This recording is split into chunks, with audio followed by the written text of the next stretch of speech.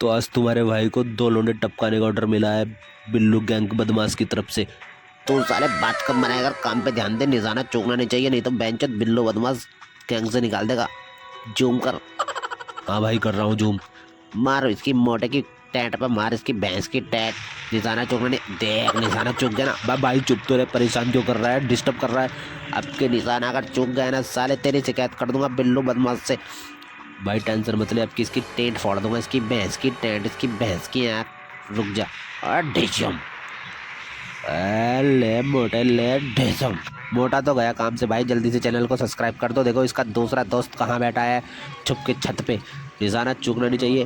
भाई निशाना नहीं चुकेगा, तू परेशान करना बंद कर।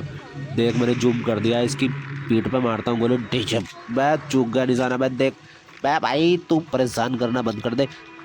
एड, इसकी भैंस की टेंट, इसकी इसकी अल्लाह, तो भी भाई टपक गया। ढेसम।